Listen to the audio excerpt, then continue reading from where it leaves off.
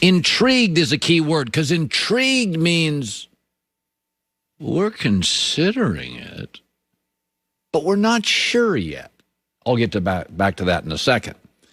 So the Jets essentially put the house for sale, but you're not sure which house, the Sam Darnold house or the number 2 pick house. That's why they use the word intrigued. It's very ambiguous. It could go many different ways.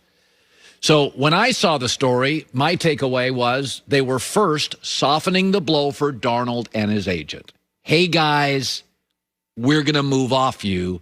Here's a little heads up. Soften the blow before it happens or trade talk starts.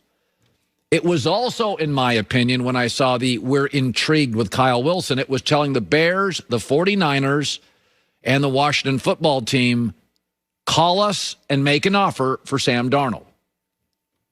Now, there may be part of this, because they're probably 90-10 or 80-20 with Zach Wilson, where they're telling Denver, Philadelphia, and Carolina, why don't you make us an offer for the number 2 pick? You need a quarterback. Maybe we'll listen there. This is putting the for sale sign up. You're just not telling everybody quite what's up for sale. And then today, these stories leaked. Now it's official.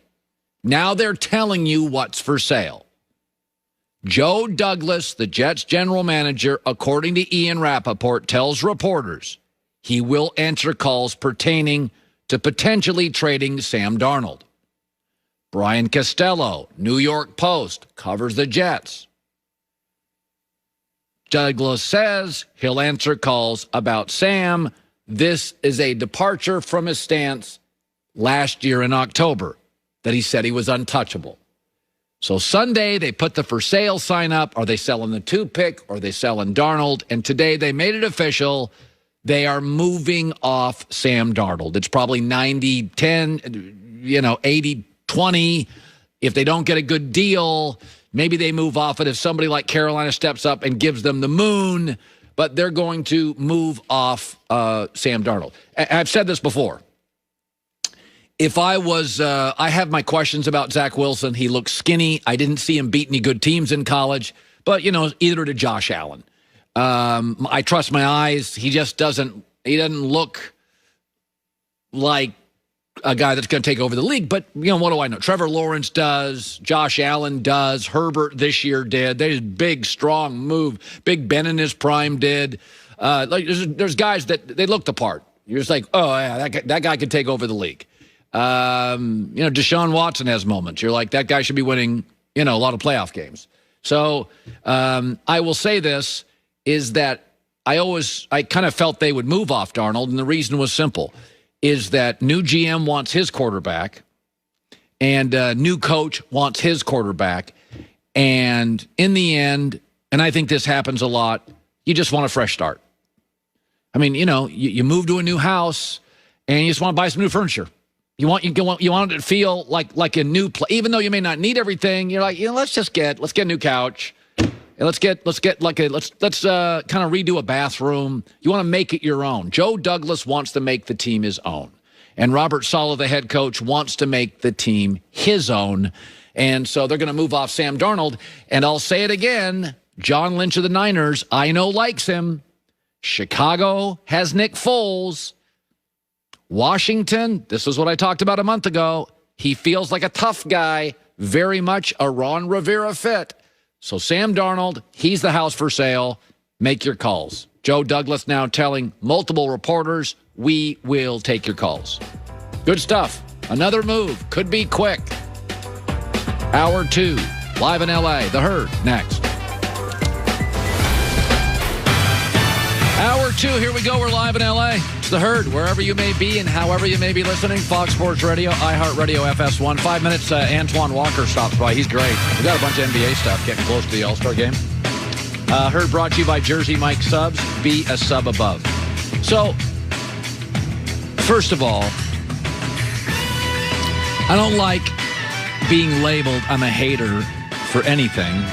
It's one of the few things that bothers me. I think I add context to stuff, and I don't like this thing about this whole label, you don't like Baker Mayfield. Joy Taylor as my witness on this show. I said I wouldn't draft him. A little bit too much off the field nonsense, but he's a franchise quarterback. It's not mine. I said his ceiling is lower than everybody is saying, but he's a franchise quarterback. His comp is not Drew Brees. That's stupid.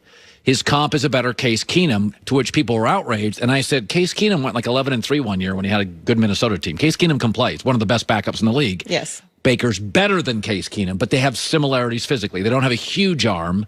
Baker's got a better arm than Case. They're not great athletes. They don't have big size, but the guys can ball. Baker's better than him, but that's his comp. By the way, when I said that, I had a GM text me, and he's like, you're right on that. Nobody will ever give you credit. So yesterday, Kevin Stefanski came out, and he said, I think Baker's just going to get better and better and better. And my takeaway is, no. What you saw last year is his ceiling, and it ain't a bad ceiling. He had the highest graded offensive line, the best running back duo, and they had an easy schedule. They went 8-0 against the awful NFC East and the mostly awful and dysfunctional AFC South. 8-0. The other 8 games, they went 3-5, and he completed 59% of his throws. Against the NFC East and AFC South, he was 8-0, 14 TDs, 2 picks. So this year, Cleveland's schedule gets way tougher. They face Kansas City away. They're at Pittsburgh, at Baltimore. Cincinnati will be better. They got to go at the Chiefs, at the Chargers, at the Packers, at New England. And no more Giants, Eagles nonsense. So what I said is, if you look at Baker's numbers last year, they're put them up again. And you look at Case Keenum's best year ever. Same thing. Same guy. That's it. That's all I've ever said. Now, Baker is better than Case Keenum, but that is what I said his comp was. Everybody was saying Drew Brees. You're saying his comp's one of the 8 best quarterbacks that ever played football? That's stupid. Not Drew Brees. There's never going to be another Drew Brees. There's never going to be another 5'11 and a half, 6-foot quarterback, the most accurate quarterback ever to throw a football. It's not going to happen again.